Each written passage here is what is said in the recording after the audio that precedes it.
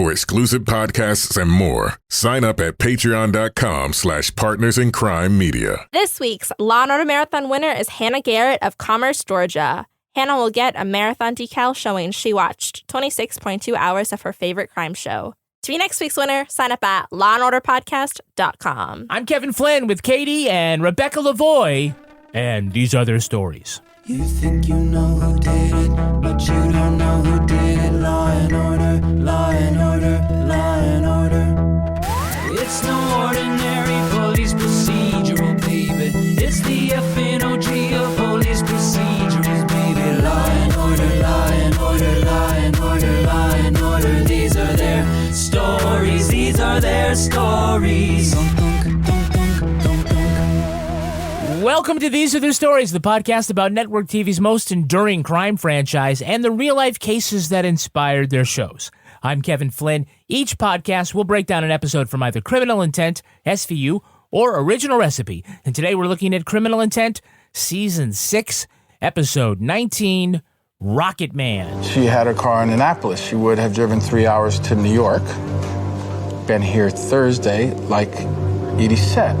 And driven down to Annapolis in time to be back here on Friday. And if she paid tolls by cash, no one would be able to place her here. Joining me to do just that is true crime author and host of Crime Writers On and Netflix's You Can't Make This Up podcasts, and tweeting on her phone as we speak, Rebecca Lavoie. Hello, Rebecca. Hello, I'm not tweeting. What are you doing? I'm literally just making sure that I remember what one of the actors in the show was on. That's all. I'll tell you that. That's my job. And rounding out our panel is our special guest from the Date with Dateline podcast. It's Katie. Welcome back, Katie. Thank you for having me. I think this might be your fifth time. I think you might get a jacket. Oh, yeah, robe. A robe. A velvet robe. Really? I haven't counted. Maybe a patch, anything. Oh, I'll take it. A patch. Mm-hmm. Iron on or sew? Either one. Yeah, the sew I'm on. ready. Yeah. Put it on your backpack as you hitchhike through Europe. Correct. So you guys have been getting Keith Morrison and Josh Mankiewicz to come on your podcast. You've made it. How did you convince the powers that be that they should come on with you and Kimberly? This all goes through Josh Mankiewicz. So Josh Mankiewicz is what we would call a friend of the podcast and a friend of ours. And then he talks Keith into it, is how that works. So he calls Keith and puts a little bit of heat on, and then Keith will do it. You say he leans on him? I would say he leans. Yeah. He leans, yep, yeah. Mm-hmm. So if we wanted someone from Law & Order, like, say, Adam Beach or Carrie Lowell, I mean, but putting the bar low, what advice would you give us? I feel like they would do it. Yeah? Absolutely. No, I feel like they would. I see people... all the time. I mean, I think they'd be flattered. Have you asked? Who should we aim for? I think it'd be great to have Michael Moriarty come on and read his poetry. That's the one I don't want. Who should we aim for? Who should we go for first? Who have we been universally nice enough to that they would come on? Jill Hennessy.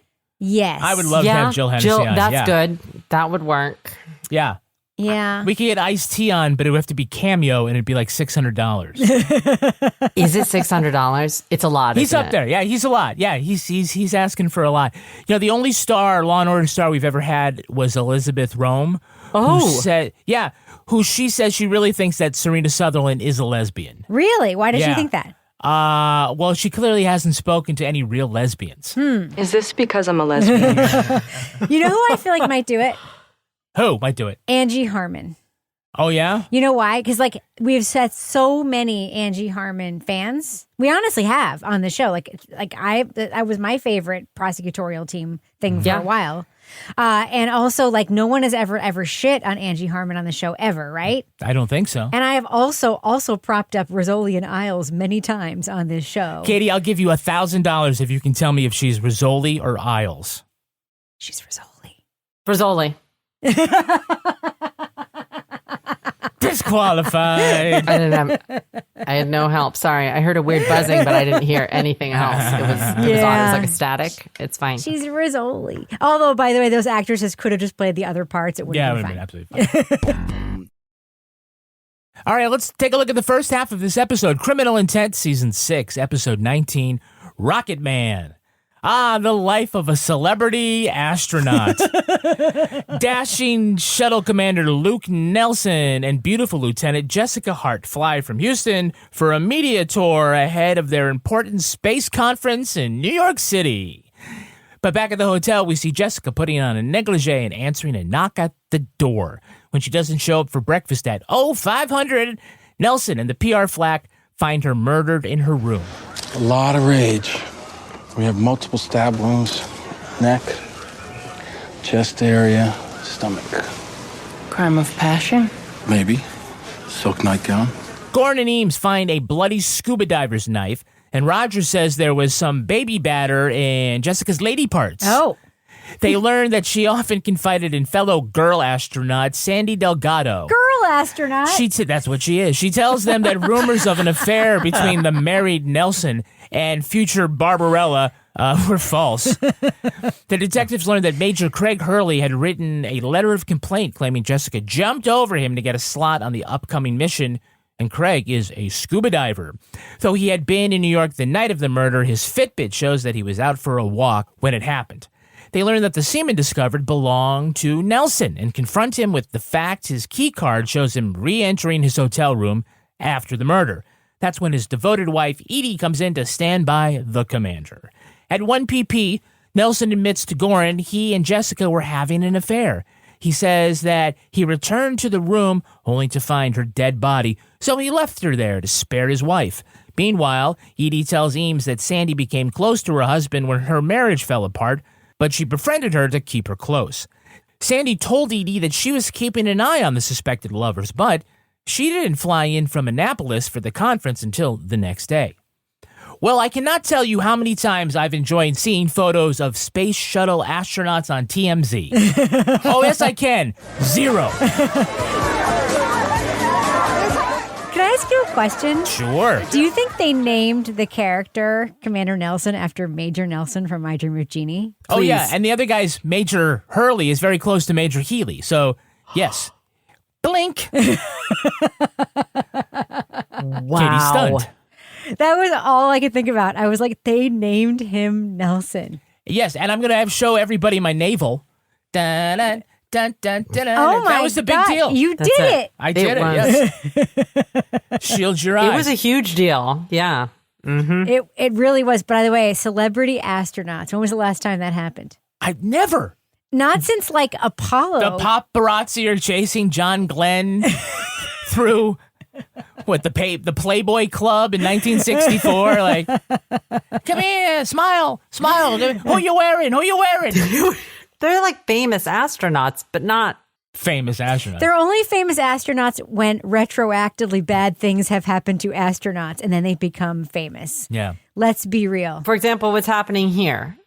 This situation. Or like, let's be real, like Gabby Gifford's husband was an astronaut. Right. And then he became famous, and then he was elected to the Senate, right? Right. Like bad. But nobody's chasing him in and out of the Viper room. No. Or like when an astronaut mission goes horribly wrong, and then everybody knows all the astronauts' names, and that mission. Like when there's an astronaut that is alive and walking around the world and nothing bad has happened to that astronaut, unless they are the first of their kind, like the first woman, like nobody knows who that person is. No. Right. Yes. Well, she's the youngest and the sexiest. Yes, the face of NSA. The face of space. They can't say NASA, Why? NASA, I don't know. It's not a brand name like Target. Why can't they fucking say it? Right, so instead they work for NSA, National Space Agency, or as they pronounce it, NSA. It's the dumbest logo I've ever seen. Oh, yeah. So we keep seeing the NSA logo, which is basically a bubble Hello Kitty version of a spaceship. Yeah. Hey, somebody had to make those patches. Some poor person in wardrobe had to get those patches made and were bummed out. And they're like, really? We can't just use NASA? You're sure we can't just use NASA? Patches and elevator, like... Put an elevator in the background. Everywhere you can see it. Put it up there. Those just went in a dumpster. Oh, like sure. no one, that's just, like, it's just, they can't ever use it again. Unless, I mean, maybe they're going to do another space crime, but I don't think so. They're like, we need to do a better logo for NSA. Here's the thing I kept thinking. NSA is also the logo of the actual NSA. Yeah, no strings attached. They could have made it cool, and then like a later episode where the NSA was involved. Yeah. And they could have been like, we can reuse all these things later. With a spaceship on it? There you go. No. No. They could have just made it cool. No, I mean, that's what it looks like you put on the side of one of those Fisher-Price Little People rockets. Yeah, it does. Yes, it does. Mm-hmm. Yeah. Jimmy's first trip to space. Yeah. There you go. So, look, everyone's flying into New York for this astronaut conference, but apparently the headquarters of NSA is also in New York. So is it really a conference if you're just going to work? So was the headquarters of NSA in that Queens World's Fair situation? Yeah. I couldn't figure out where they were going. Like the Space Museum? There were rockets and giant lobbies. I'm like, where the fuck is this place? Because if you're going to set up a space agency anywhere in the United States, the logical place would be in a major metropolitan area where you can't even own a car, let alone a rocket. Yeah, on an island. Hold on. Sorry, so the space headquarters is not in Annapolis then. So I got this all wrong, is what you're telling me. What's in Annapolis? Why are people going there? I don't know, because it's a faraway place that you can drive your car from but get back in a reasonable amount of piss. Well, the conference was in New York. Yeah. And there also seems to have been a training facility of some sort in New York. So why are they in Maryland? Why do That's you where think this is Naval logical? Headquarters is. Why do you think any of this is supposed to be Well, logical? we saw some Air Force, No, it wasn't the U.S. Air Force, it was SIFA. By the way, so on the Law and Order universe, they do say the FBI. Yes. Right. They do say other government agencies. Yes. NASA is a government agency that the United States taxpayer owns. Why can't they just fucking say no? No, NASA said no. You're right. NASA said no? They said no. Because NASA has a whole propaganda filmmaking thing where they'll help you make a thing if it's good for their brand. Oh. They probably But said crazy no. astronaut says no. That being said, they could have still done it. They could have fucking still done it. Yeah. And just been because there was no they didn't need to get on a space station to film this, right? No. Yeah, just saying. Did they use NASA in the movie Space Camp, which I feel like is very fitting for this? They did. Sorry, wasn't Tate Donovan also in Space Camp? He was, Okay, yes. all right. I got very excited. I remember Space Camp. He was also in Rocket Man. Oh, he was? He was in is? Rocket Man. Yes. Oh, wow. Tate. Okay. There we go. So it's not an episode of Criminal Intent if Goren doesn't sniff somebody. Somebody's face. Her face is swollen, irritation around the eyes. Pepper spray. I couldn't believe, right off the bat, just immediately, just down in that All right, body. Kevin, come here. All right. And pepper spray. now it's been an episode of Tats with me smelling your face. He's like, pepper spray, so much better than mace. So not only does the commander's wife pack his suitcase for him, but she puts a framed photo of the family in the suitcase for him to place in his hotel room. Oh, yeah. Who does either of these things? I do that all the time. You pack my suitcase and then No. stick a photograph of No. the people that you're leaving for a weekend? No. But I'm going to start doing that now because that seems like a good plan. There you go. It's a good plan. He's gone for a weekend. He's like, here's a photograph. But he goes into space for 2 months and she's like, here's your tang. We're going to lead off with our, hey, it's that girl. All right. Hey, it's that girl. Actually, we get to see her before she was famous. Before they were famous. And she actually is a repeat offender. Repeat offender. So, I mean, those are basically all the jingles I have for one person. I can put in AKA the person we knew who did it immediately. Yeah. I'm an astronaut's wife. Women are always slipping him their phone numbers and hotel room keys. But I know deep down the commander would never cheat on me. It's Oscar nominee Amy Ryan as Edie Nelson. So 5 Law & Order appearances. She is in the upcoming horror film Beau is Afraid, of which co-star Nathan Lane says will make audiences nauseous. Ooh. Which is not something you want to put on the poster. No.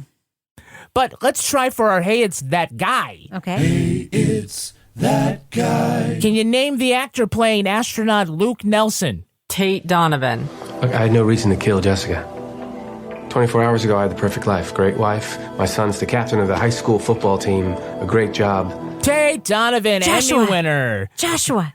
Tate Donovan, known for his roles in Argo, Damages, The O.C., and as the voice of Disney's Hercules. And Love Potion number 9, motherfucker. Yeah, Tate was engaged to Sandra Bullock from Love Potion number 9, and then later engaged to Jennifer Aniston. That's right, because he was Joshua. And later dressed by this lady on a short film. Say what? I put him in track pants. What? Yes. Okay, spill the tea. What is this about? It was a short film I did a few years ago in LA. I was the wardrobe.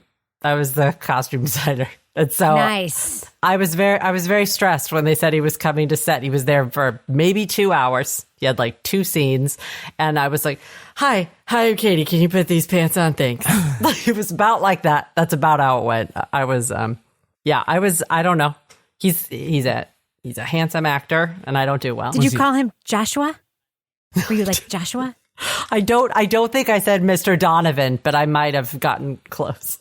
So he says that the young actors on The O.C. became horrible as soon as they became famous. He didn't name anyone, but he said one actor told him, quote, "This TV show is ruining my film career," and he'd never been in a film. I want to know which one that is. This podcast is ruining my astronaut career, so there. Yeah, you'll never work for NASA. Yeah. A career with NASA is out for you. Damn, I thought I was crazy enough to work for NASA. Tell me who is playing Mark Schaefer, the communications director for NASA? Well, she gets a lot of attention, hundreds of letters a week. The fresh face of the space program. Who knows what crazies are out there? That smarmy guy? Yeah, no idea. That's actor Michael Kumpsty. 3 Law & Order franchise appearances. You'll remember him as Mr. Grainer, the evil head of security in Apple TV's Severance. Oh, I'm saving Severance. I haven't done Severance great yet. Show. I heard it was great, so I'm holding it. I need a couple good shows in my pocket. So I'll make a podcast about it. Please invite me. Yeah, just say don't get too attached to Mr. Grainer. He's angry. Michael in this. Kumpsty has also had roles in the instantly forgettable sequel to Wall Street, Money Never Sleeps. That ties in really so well with Severance because they obviously got the name by locking 4 writers with no memory of the outside world in a basement till they finished their script. Yeah. Wah, wah. Did you spot the actor playing Red Herring number 1, former boyfriend Matt Shaw? If you get listed for a mission and become pregnant, you're out. Now, you could be listed for 2 or 3 years before the mission even takes place. It's a real pressure cooker. That's Ty Jones. He played FBI agent Jerry Donovan on Power. He was also the police chief on Clifford, the Big Red Dog. Oh, Emily Elizabeth. So he was a cartoon voice and we're supposed to recognize him? No, he was in the live-action movie. He wasn't in the John Ritter There was a cartoon. Wait, did you just say the John Ritter cartoon? Yeah. John Ritter was the voice of Clifford, the Big Red Dog. Shut the front door. Rebecca, where the fuck have you been? You didn't know about Joshua, but I'm supposed to know that John Ritter was the voice of Clifford, the Big Red Dog. Okay. Katie, he's not always the voice. That's got to change. He's the voice. Well, there was a live action movie, and by live I mean everybody except Clifford, the Big Red Dog. But yeah, John Ritter did the voice of the original Clifford. I had no idea. I didn't know that either. Yeah, I'll go pick a nice big bus for Emily Elizabeth. Great. Now I wonder where we can find her a balloon. Yeah, see, that's not a well-known thing, Kevin. No, didn't know. Ty Jones is an NAACP winner and the artistic director of the Classical Theater of Harlem, and he is not to be confused with the other Ty Jones, who was recently banned from TikTok for looking too much like Ed Sheeran. On his page, it says he doesn't look anything like Ed Sheeran. No, he does not. No, but this other Ty Jones does. He says on his page, "Hi, I'm an Ed Sheeran lookalike with a lot of experience in this area, along with acting, viral videos, radio interviews, and much more. DM for bookings." I'm looking him up after this. Ty Jones, the other Ed Sheeran. Okay. Yeah.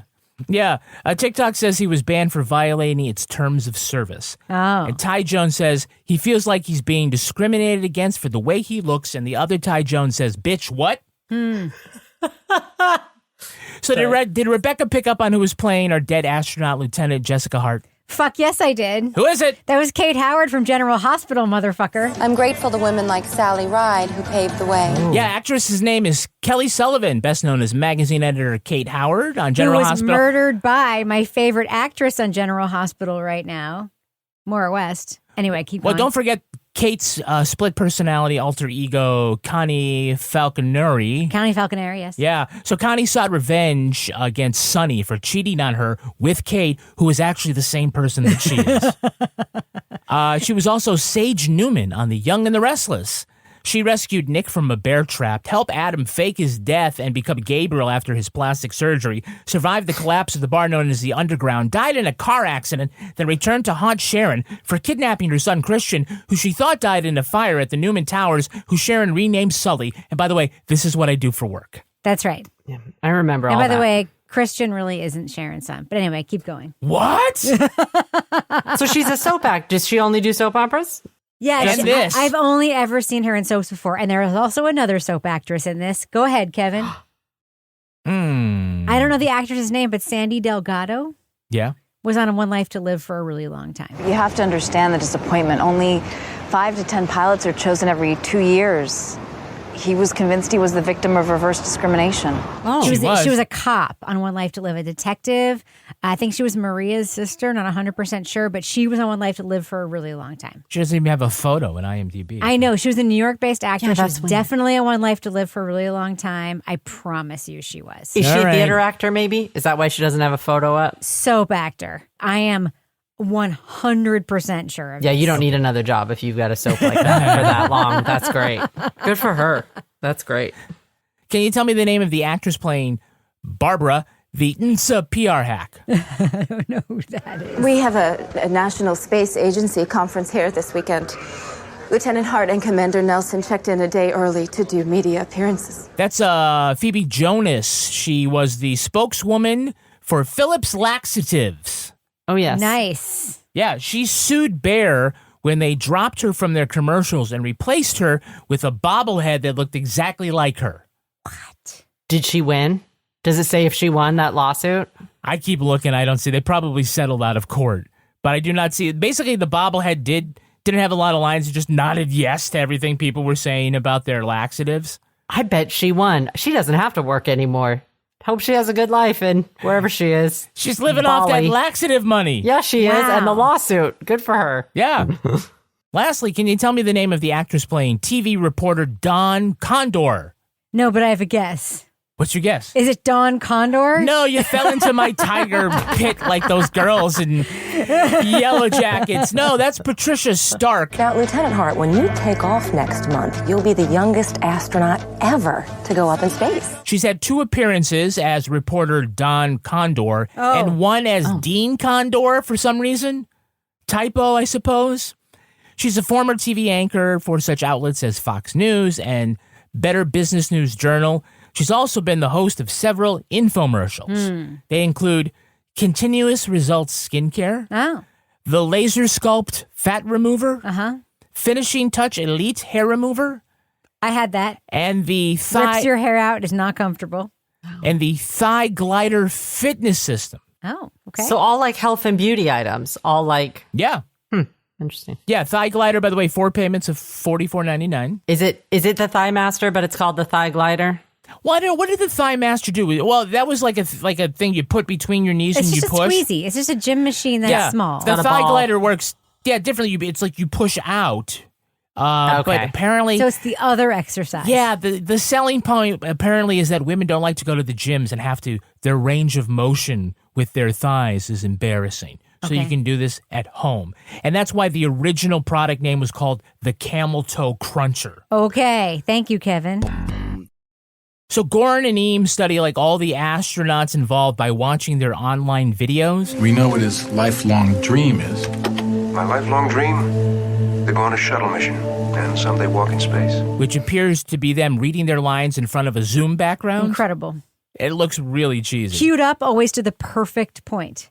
where it's like my lifelong dream is to be on a space shuttle flight. Okay, and your let's see. lifelong dream? And let's see what his hobbies are. And that's his next line in the video. My favorite hobby when I'm not dreaming of going up in space? Deep sea diving. It's incredible. I love it. Good detectoring. That's what that is. That's what that is. Mm-hmm. I think when they shot Tate Donovan's, I think the director just said, okay, just slowly teeter on one foot like you're in space, and we'll do the rest in post. Yep. It's like, whoa, teeter, teeter. So just as they're about to turn up the heat on Nelson, his wife Edie appears in the museum, or whatever the fuck that is. The best. And she immediately guesses Goren's a detective because... You're detectives? The holster bulge? Plain clothes, tired eyes. Oh. So is that a gun in your pocket, or did you mistake me for Nicole Wallace? And he's like, how did you know? Are you a detective? And she says, no, just a mom. Just a mom. How would a mom fucking know that? How would a mom know that the dead-eyed stares of two people and their holster bulge makes them detectives? What qualifies you when you're a mom? I think that there was another line that was maybe cut. I feel like it was like, I knew when my son had a Snickers in his pocket that he wasn't supposed to, or something. Like there was got to be some sort of, or I knew when he had a joint. There, I feel like there was another mom-esque line of how she caught her son with a bulge that turned out to be something. Like she's an eagle eye, but it doesn't make sense in this.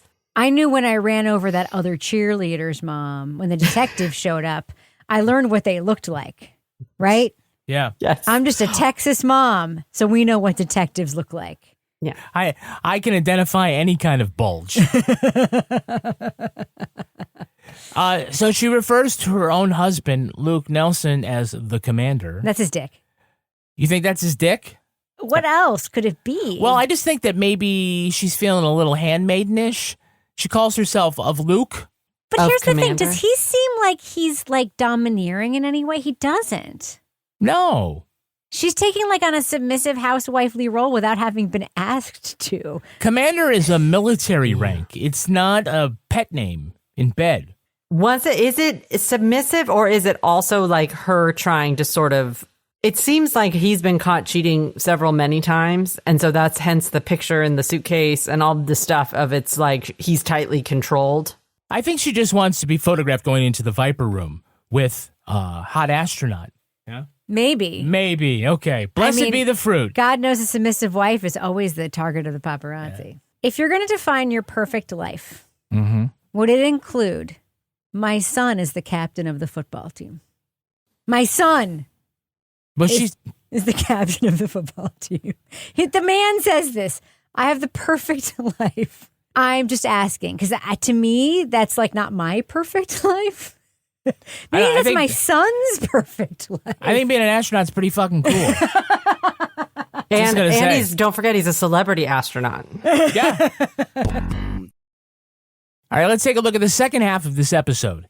Sandy tells Goren and Eames that she was still in Annapolis the night of the murder and told Edie the white lie to reassure her Nelson and Jessica were not having an affair. Jessica's not his type. Young, smart, beautiful. I get that. Not every man has his mind in the gutter, Detective. Luke is an honorable man. You can ask anyone. Then how would a rumor like this get started? Sandy says Craig started the rumor of the affair to smear Jessica, but he claims he heard the rumor from Sandy, who he considers to be a nutcase. Bobby and Alex suspect Sandy drove from Annapolis to New York the night of the murder, then drove back to catch her scheduled flight to cover her tracks. They also learned that the agency grounded Sandy because her heart would race in space whenever she talked to Nelson. In the trunk of her car, the detectives find a wig, pepper spray, a bloody shirt, and best of all, a used adult diaper she wore on the trip. Sandy tells them Nelson didn't love either Edie or Jessica. He's been sending her hundreds of loving emails and even bought her a pair of earrings. Then she admits to completing her mission of killing Jessica. Goren and Eames grill Nelson on whether he put Sandy up to it. He says he never sent the emails, and the earrings he purchased went to Jessica, not Sandy. And they learned that the special skin lotion that Nelson supposedly sent Sandy was spiked with enough steroids to drive her to violence. At a memorial service for Jessica, the partners make a show of arresting Nelson in front of Edie. He still denies sending the emails and the gifts while his wife says that Craig sent him. But you can't fool Goren with that weak-ass shit. He gets Edie to admit she sent the emails and the roid rage cream in hopes Sandy would kill Jessica, her romantic rival. All right, Goren and Eames begin to suspect Sandy because she was grounded during the last shuttle mission when her heart raced after talking with Nelson. I think she looks fine just the way she is. Don't you agree, Houston?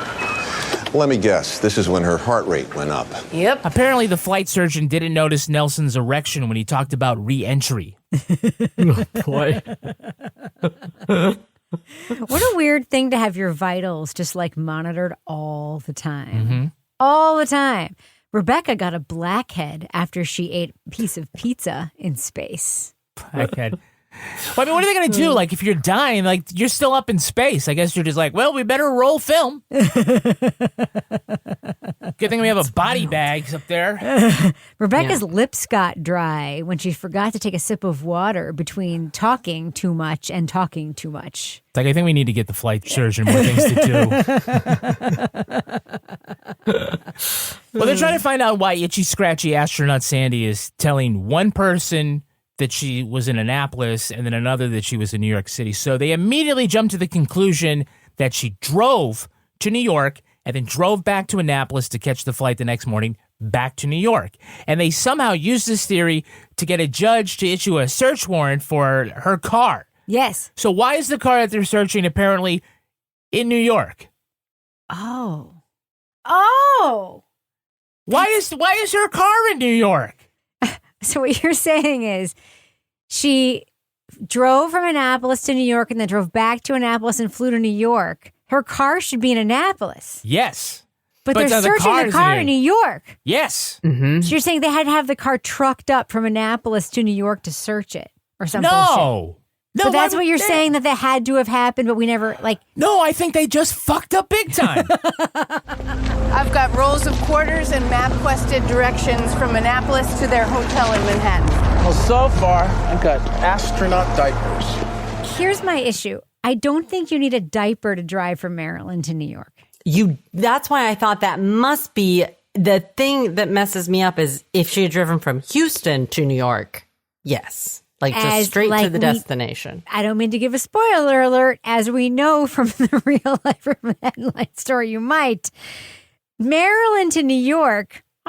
I mean, it's a long drive, but is it like a diaper drive? Or is it like maybe just pull over real quick and pee like in a thing? Or don't drink water. I think you should be more concerned about the blood all over your clothes and the piss in your bladder. Also, by the way, it's true. Why put it in a trash bag below the spare tire instead of just throwing it in a fucking McDonald's trash can? Yep. Why? You're a fucking astronaut. You are the best of the best, the elite of the elite. You're so good that they kicked Craig off the mission in lieu of you.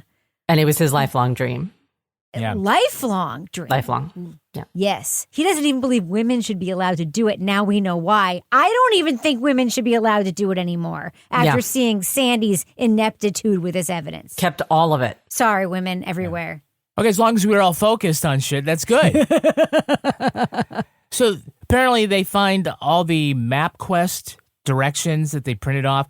I'm really surprised that, for the time that she didn't have a TomTom.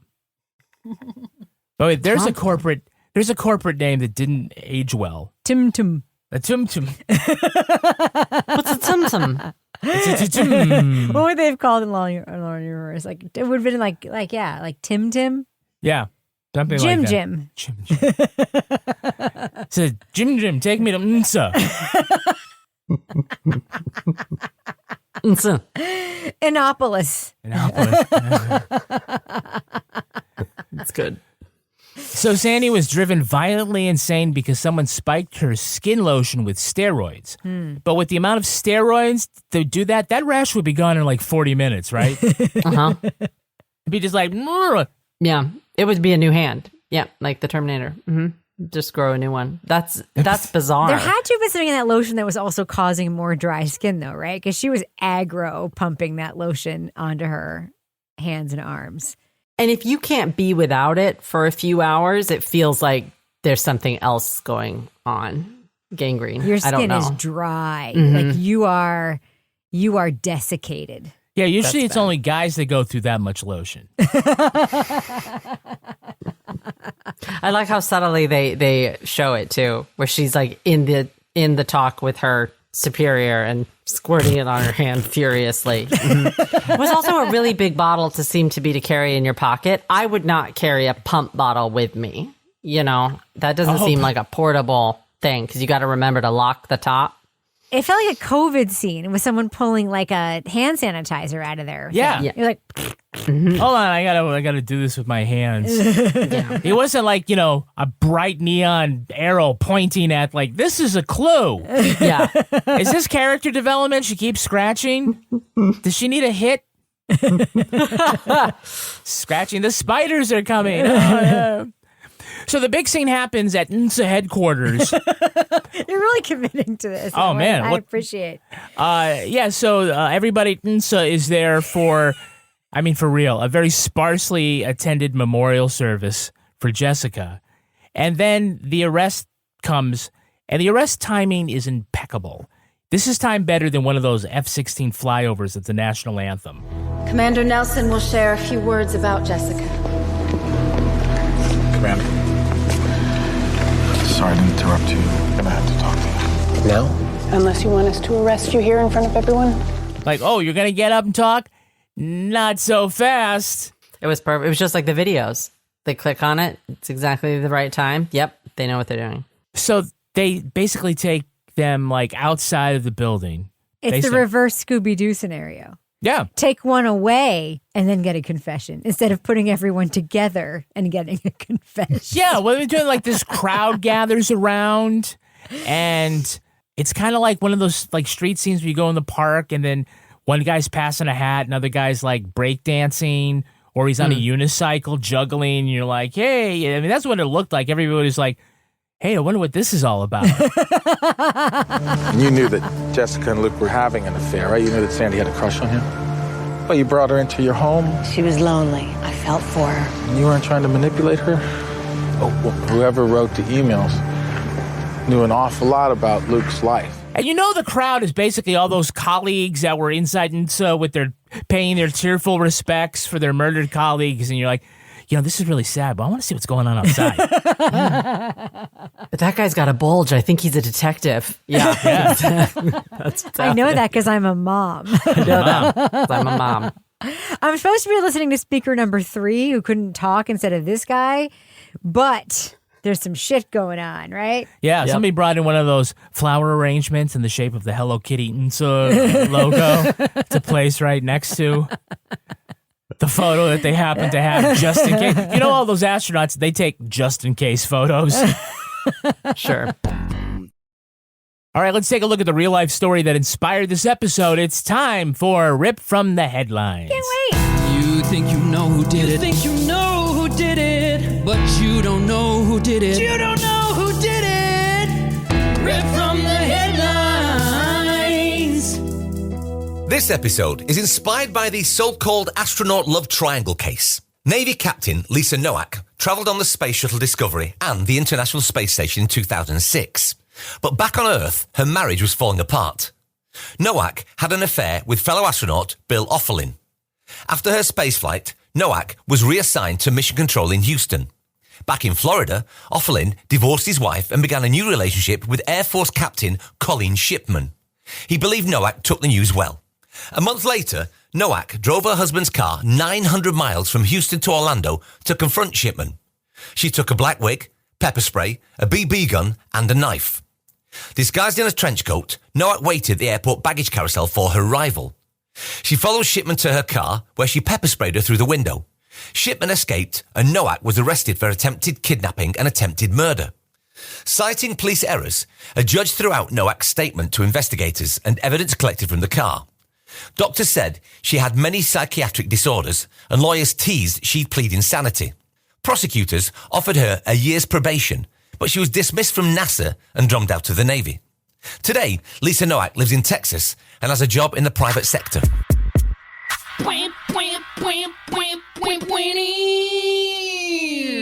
So Nowak's attorney strongly disputes the claim that she wore diapers for 950 miles.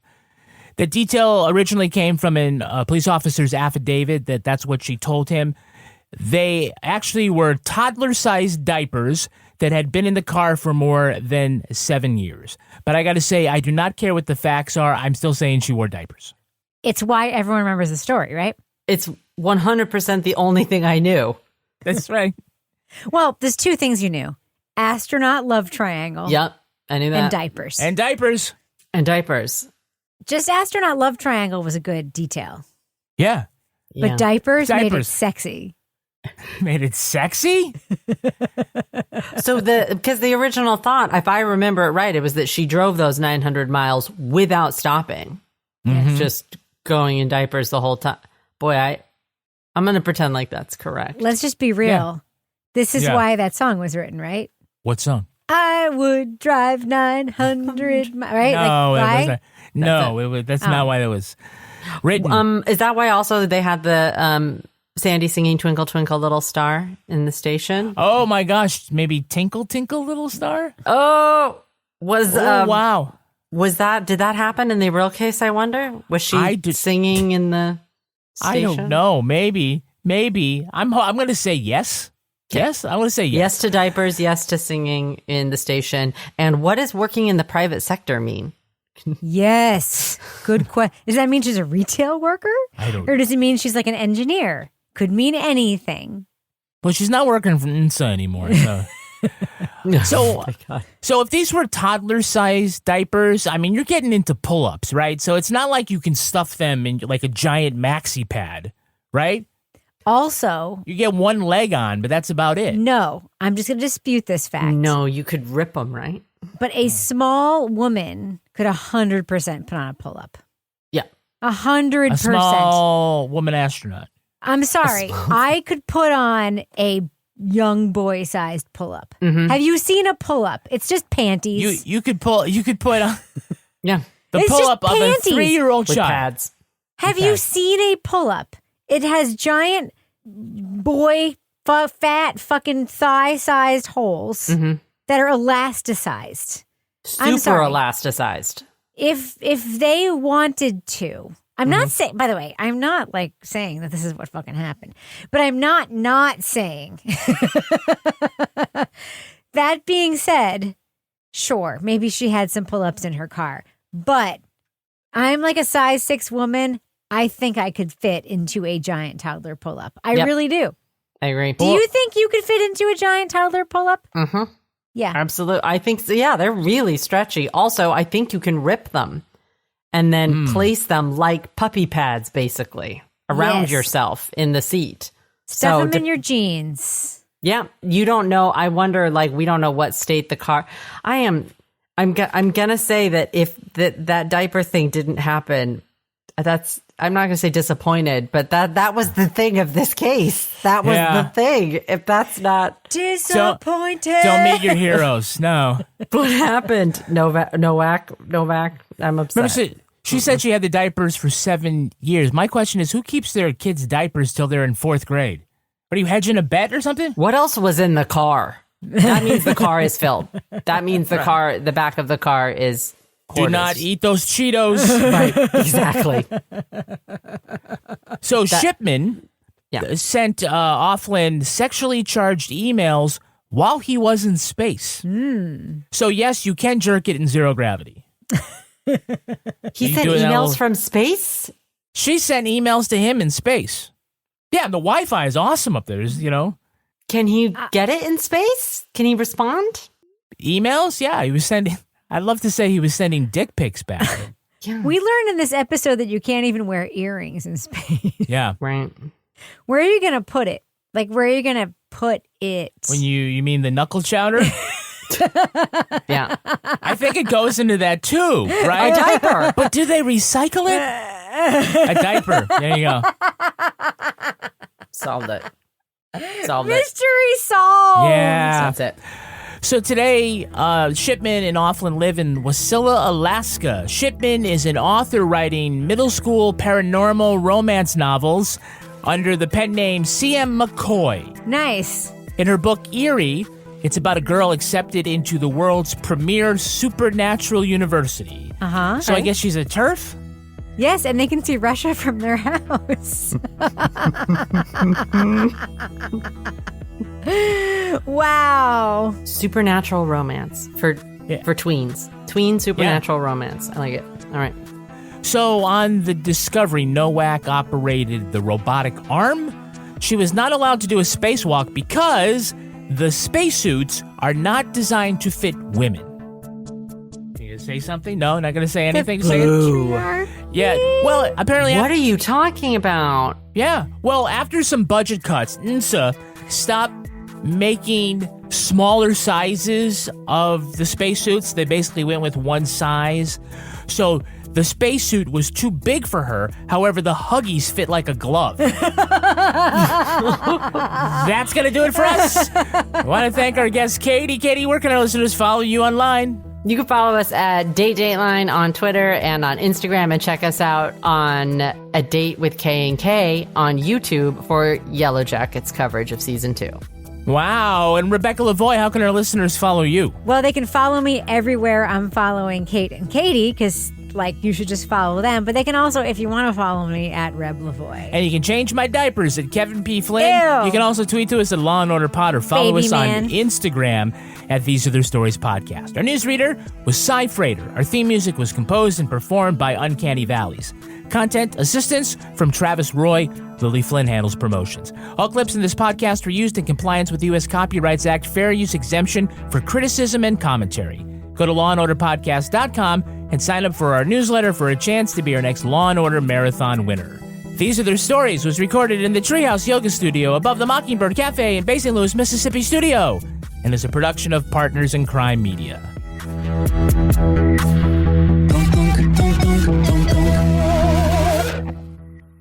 Partners in Crime Media.